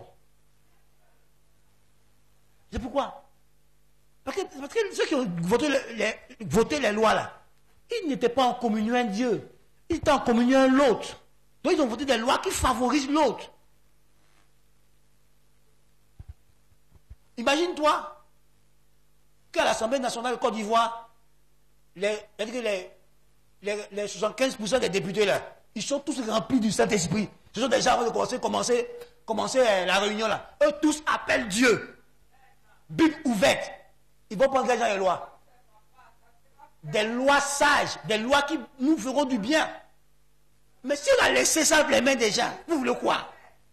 Dans nos familles, on a laissé nos familles comme ça. C'est ça notre problème. Le chrétien, il fuit sa famille. Il y a trop de sorciers dans ma famille. Mais c'est à cause de ça que Dieu t'a allumé. Pour que tu délivres tous les sorciers de ta famille. C'est pour ça que Dieu t'a éclairé. Pour que tu ailles sauver les membres de ta famille. La Bible dit que si tu crois en Jésus, toi et ta famille, vous serez. Donc c'est pour ça qu'il t'a allumé. Parce que Dieu veut sauver la famille là. Parce que Dieu veut que la famille là retrouve sa destinée prophétique. Que toi il t'a sauvé. Pour que par ton intercession, pour que par ta manière de vivre, pour que par tes prédications, pour que par tes exhortations, tu amènes les membres de ta famille à passer des ténèbres à la lumière de Dieu, à passer du pouvoir de Satan au règne de Dieu. Et toi tu fuis ta famille. Quand il y a un sorcier. Mais tu fuis les sorciers, mais tu sais pas que toi tu es plus dangereux que eux. Quand tu sauras que tu es plus dangereux qu'un sorcier, tu ne fuiras plus les sorciers. C'est eux qui vont te fuir. Frère, écoute-moi. Avant d'aller au village, je prépare mon voyage mystiquement. Je entre en prière, je prie, je prépare mon voyage, puis je m'en vais. Faut être ton sorcier hors grade. Je m'en gagne. Parce que ton maître lui-même, Satan, la Bible dit, j'ai reçu l'autorité de marcher sur les serpents, sur les scorpions et sur toute la puissance de l'ennemi. Et rien ne peut me nuire. Donc même le diable lui-même, toute sa puissance a été mise sous mes pieds par Jésus-Christ. Je sais qui je transporte et je sais qui je suis en lui. Donc je m'en vais au village. Si tu essaies, tu vas voir qu'il y a des jeunes qui passent par la gauche. Pour moi, là, ça ne passe pas. On ne mange pas ça. Hey, frère, je t'en supplie. Tu es un gouverneur. Et le royaume des cieux compte sur toi. Ce que toi tu vas décider là. Le royaume. Quand un ambassadeur fait un rapport aux États-Unis, l'ambassadeur des États-Unis fait le rapport, est-ce qu'il dit là qu'eux vont prendre. Tu as pu faire quoi? Prendre des décisions, non. Pour agir dans le pays où il est là. C'est ce qu'il lui rend compte qu'eux ils prennent pour agir. Donc nous, quand la Bible dit que ce que tu vas lier sur la terre sera lié au ciel. Parce que quand toi tu fais ton rapport au ciel et que tu dis qu'au ciel, si c'est ici là, je veux qu'on mette embargo. On va voir. Le ciel met. Quand la France a fait son rapport à l'ONU contre la Côte d'Ivoire de mettre embargo sur nos âmes. On a mis ou on n'a pas mis? Répondez-moi. Ah. Donc si toi tu dis au ciel, ici là, on a besoin de guérison. Ici là, on a besoin de délivrance. Ici là, on a besoin de liberté. Ici là, on a besoin de paix. Ici là, on a besoin de joie. Et cette famille-là, ils ont besoin d'être éclairés. Cette famille-là a besoin de paix. Le ciel enverra la paix. Le ciel enverra la joie. Le ciel enverra la guérison. Le ciel enverra la délivrance. Le ciel enverra ce que tu as demandé. Parce que si tu demandes pour ta famille, Dieu exaucera ta prière. Donc tu es l'ambassadeur de Dieu. Tu es le gouverneur de Dieu dans ta famille. Comme mon père disait là, il dit c'est nous maintenant, les sacrificateurs de la famille, là, c'est nous. Que n'importe ton âge, tu es le sacrificateur de ta famille. On a dit que nous sommes des prêtres rois, je vais revenir dessus. Où est ta prêtrise dans ta famille? Où est ton ministère que tu as dans ta famille? Ton sacerdoce dans ta famille, c'est où? Tu es là et puis des sorciers déciment ta famille, détruisent ta famille, alors que tu as l'autorité pour les arrêter. Mon frère, quand je n'avais pas compris tout ça là, je me noyais ma famille. Maintenant, là, moi, c'est moi-même qui les cherche. Ils n'ont qu'à venir. Et ce qui est en moi va les transformer. Ce qui est en moi va les guérir. Ce qui est en moi va les délivrer. Ils sont malades, ce n'est pas grave. J'ai été guéri, je peux les guérir. J'ai l'onction pour les guérir. J'ai l'onction pour les transformer. Donc moi, je vais vers eux. Parce qu'ils ont compris mon identité. Avant, je les fuyais, comme toi. Je n'avais pas compris que Dieu comptait sur moi pour ma famille. Maintenant, j'ai compris là, c'est moi qui vais vers eux. Parce que j'ai compris. Frère, ne fuis personne. Tu es mandaté pour eux. Tu es équipé pour eux. Que Dieu ouvre tes yeux sur ton équipement. Que Dieu ouvre tes yeux sur ce qu'il t'a donné pour transformer les gens autour de toi. Et que tu laisses ces choses-là couler au travers de toi. Frère, écoute-moi, je terminerai ceci en te disant, je suis en esprit. Tu n'es pas un homme normal. Tu n'es pas une femme normale. Tu es un esprit. Maintenant, est-ce que tu as l'habitude de t'asseoir au conseil de l'esprit, au conseil de Dieu? Parce que les esprits, ils sont au conseil de Dieu là-bas. Et puis viennent avec les informations de Dieu sur la terre pour opérer. Tu es un esprit. Parce qu'on dit que tu es l'image de Dieu, non. Dieu est roi. Est-ce que Dieu est cher? Donc quand on dit que Dieu t'a créé à son image là, c'est qu'il t'a créé quoi? Esprit.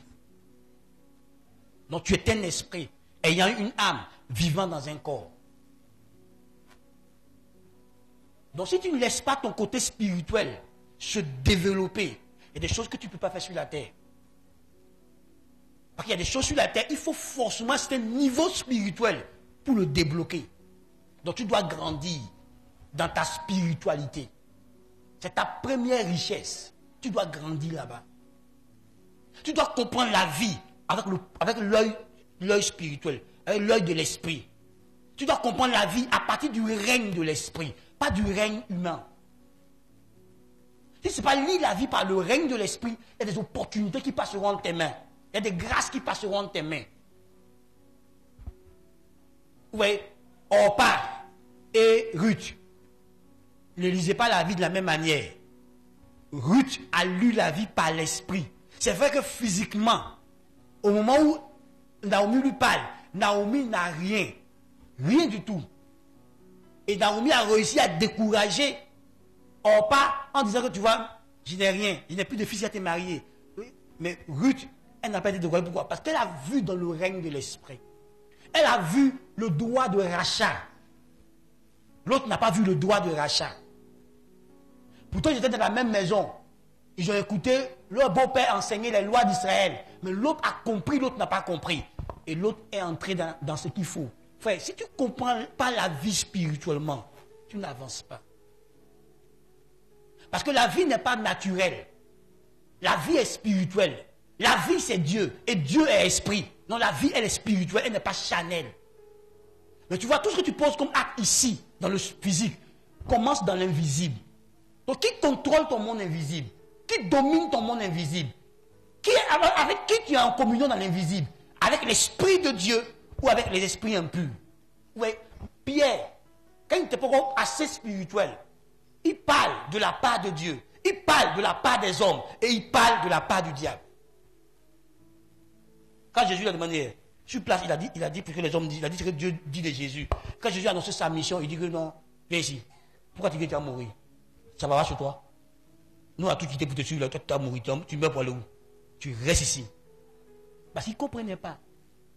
Donc, vous voyez, il faut que quand tu rentres dans le monde invisible, sois sûr que ta communion est avec l'Esprit de Dieu. Quand tu rentres dans la 4e dimension, là, que là-bas, tu croises Dieu. Parce que d'autres rentrent et puis ils ne croisent pas Dieu, ils croisent autre chose que Dieu. Il faut savoir que tu n'es pas le seul homme spirituel. Hein. Il y a d'autres qui sont spirituels. Mais spirituels, de l'autre côté, communier avec des démons. Et toi, tu dis que tu communies avec Dieu. C'est pour ça que tu dois connaître ton Dieu. Connaître la voix de Dieu. Connaître la pensée de Dieu. C'est pour ça que tu dois méditer la parole de Dieu. Tu dois étudier la parole de Dieu. Pour que tu puisses connaître ton Dieu. Connaître ses voies. Connaître ses principes. Connaître ses règles. Connaître comment Dieu fonctionne. Comment Dieu opère. Connaître le mode opératoire de Dieu. Avec toi et avec les autres. C'est pas l'esprit que tu peux connaître ces choses. Et tu es un esprit. Donc tu dois apprendre à éduquer ton esprit.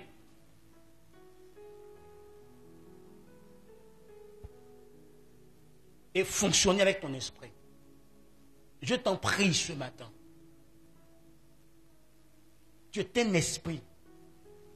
Si tu veux, tu peux lire à la maison. Tu verras que dans 1 Corinthiens 15, 45 à 49, on te présente les deux Adams. Le premier Adam et le dernier Adam. On te fait comprendre que le premier Adam, il était terrestre. Et puis le dernier Adam est du ciel. Il est céleste. Et que de la même manière qu'on a porté l'image du premier Adam, aujourd'hui, on porte l'image du dernier Adam.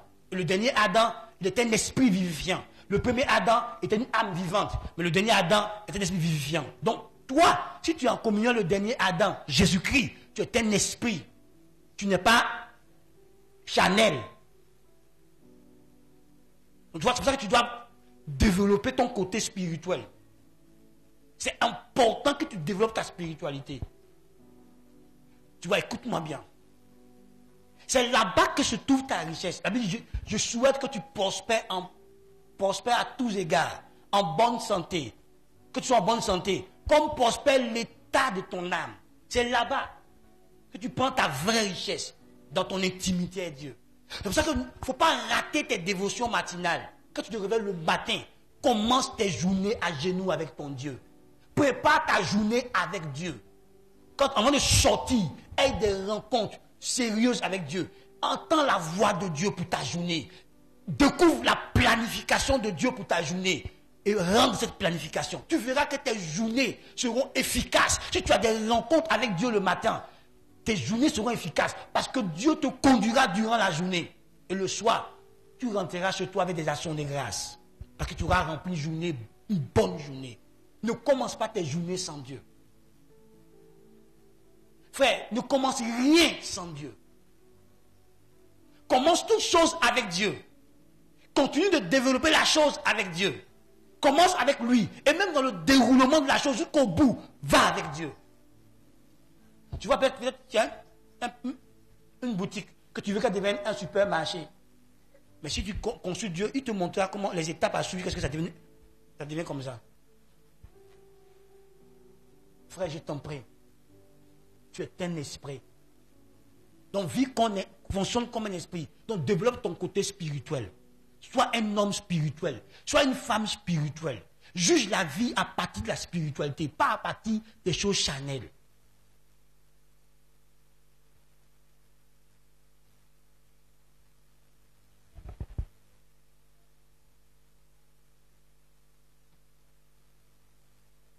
Prends cet exemple et va à la maison avec.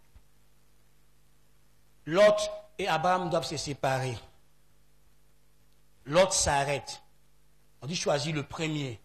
Il regarde la verdure. Il veut voir que c'est beau pour ses troupeaux. Mais il ne regarde pas le côté spirituel et moral des gens avec qui il va aller habiter. Il laisse le côté désertique à Abraham. Mais tu vois qu'Israël c'est un état désertique. Mais comment Israël s'est développé? Avec la sagesse et l'intelligence de Dieu. Tu vois ce que Israël a fait du côté désertique? Ils l'ont développé.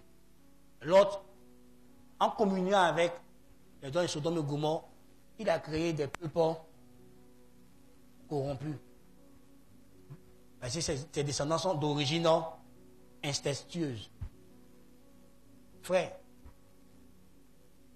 tu peux être quelqu'un comme ça. Apparemment, dans son physique, là, il ne peut rien t'apporter.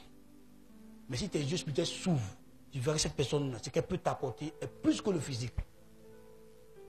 Parce qu'il y a des gens aujourd'hui, par rapport à la destinée qu'ils portent, demain, ils seront tellement utiles pour toi. Mais si tu n'as pas su aujourd'hui, au moment où ils sont rien, tu n'as pas su voir ça pour établir des relations solides avec eux, quand Dieu les fera monter, tu ne pourras pas t'approcher d'eux. On marche ensemble ici. Hein. Il y a des femmes d'affaires ici. Il y a des ministres de la République ici. Il y a des gens importants ici. Mais est-ce que c'est écrit sur son front?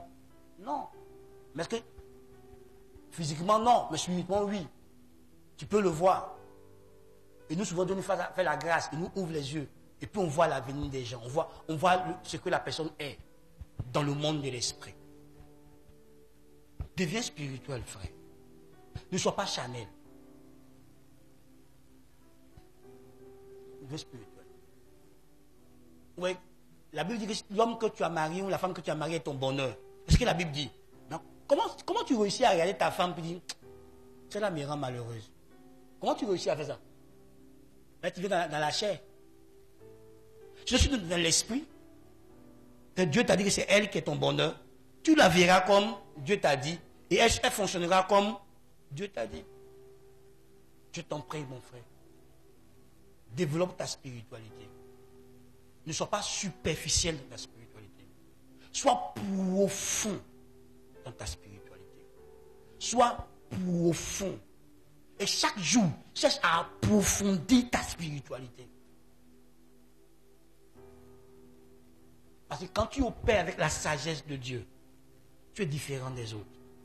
Tu atteins des dimensions que les autres ne peuvent pas atteindre. Comment Joseph a su qu'il pouvait garder la récolte et puis la récolte ne va pas se décomposer pour que la première récolte agisse à la 8e année, ainsi de suite. Comment il a fait ça? Comment il a su conserver ces céréales, ces choses? C'est pas gâté. Ça montre la sagesse supérieure qu'il avait. Comment il a su faire ça? Et tu vois, en temps de crise, il a rendu l'Égypte plus forte financièrement. Pendant que tous les pays du monde partaient en Égypte pour se ravitailler. Il a su gérer et rendre l'Égypte prospère en temps de famine. Où c'est dur pour les autres. Où tout le monde souffrait. Mais parce qu'un enfant qui était en contact avec Dieu, qui avait la sagesse de Dieu, a été placé à une position précise. Et il a opéré selon Dieu. Et pendant la crise, il a rendu le pays de l'Égypte plus fort. Et le seul qui est venu briser l'Égypte, c'était Dieu. C'est Dieu qui élève les nations. Et c'est Dieu qui rabaisse les nations. C'est Dieu qui élève les peuples. Et c'est Dieu qui rabaisse les peuples. Quand un peuple honore Dieu, Dieu l'élève. Quand un peuple rejette Dieu, Dieu l'abaisse. Vous savez, vous devez chercher Dieu. Découvre ton identité. Tu n'auras plus peur des sorciers. Tu n'auras plus à vivre dans la crainte. Tu vivras avec assurance. Tu marcheras avec pleine assurance. Et tu emprunteras des voies sûres, des voies certaines pour la gloire du Seigneur. Laisse Dieu te conduire. Et te conduira dans de verts pâturages. Alors découvre ton identité. Va, prie. Prends ces points. Et cherche à les comprendre profondément. Et à les accepter. Et à te conformer à ce que dit la parole de Dieu te concernant. Parce que Dieu ne ment pas. Ce qu'il dit est ce que tu es. Dieu dit que tu es son gouverneur. Dieu dit que tu es son représentant. Dieu dit que tu es son fils. Dieu dit que tu es son ambassadeur. Dieu dit que tu es la lumière de ce monde. Et tu dois éclairer ce monde. Ce n'est pas ce monde qui doit t'éclairer. C'est toi qui dois éclairer ce monde. Que Dieu nous aide à nous conformer à notre identité en Christ. Dans la semaine, on continuera. Que Dieu soit loué.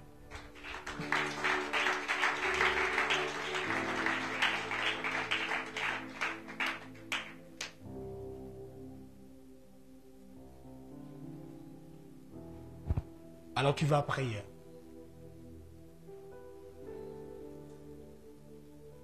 vas demander au Saint-Esprit de t'aider à accepter, à faire en sorte que ces choses pénètrent au plus profond de toi, de t'aider à t'approprier de ton identité spirituelle en Christ, que tu acceptes que tu es celui-ci qui Dieu compte pour étendre son règne sur la terre, que tu acceptes que par toi Dieu veut régner, par toi Dieu veut transformer des vies, parce que tu es son gouverneur, tu es son ambassadeur. Prions ensemble, Seigneur. Tu es celui à qui Dieu donne la domination, celui à qui Dieu donne la responsabilité de gouverner. Tu es le gouverneur de Dieu sur la terre. Dieu t'appelle à gouverner la terre. Dieu t'appelle à influencer la terre pour lui, pour sa gloire. Tu es celui qui Dieu compte pour arrêter l'avancée des ténèbres, parce que tu es la lumière de Dieu. Quand la lumière apparaît, les ténèbres se dissipent. Alors tu es celui qui doit dissiper les ténèbres de ta famille. Longtemps la sorcellerie a régné dans ta famille. Longtemps les démons ont régné et ont maintenu ta famille dans les choses qui ne sont pas agréables. Et Dieu t'a éclairé, Dieu t'a activé pour que toi, tu dissipes les ténèbres de ta famille, pour établir le règne de Dieu dans ta famille. Ne laisse pas ta famille au compte d'ennemis. Accepte de payer le prix pour sauver ta famille. Lève-toi pour éclairer ta famille. Lève-toi pour apporter la lumière de Dieu qui est en toi aux nations autour de toi. En proclamant l'évangile, en vivant vraiment l'évangile, tu seras en train de répandre la lumière de Dieu qui est en toi. Et ceux qui sont dans les ténèbres seront éclairés. Tu es celui par qui Dieu veut toucher les vies. Tu es celui qui doit montrer que Dieu règne. Tu es le gouverneur de Dieu. Tu es celui qui travaille aux intérêts du royaume de Dieu sur la terre. Alors lève-toi et fais-le. Accepte ton identité, porte ton identité et porte la mission inclue dans ton identité. L'indere baba sotorabokanda. Shabarababa shikarababababababa. Londorobo shakatarabayam. Rekantaribo shakatarababa. Laisse Dieu te préparer pour aller à ces choses. Koshandarabayon te prête. Limadarababadosunda.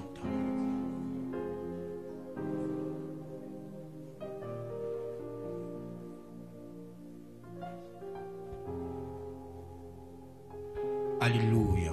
Que Dieu soit loué.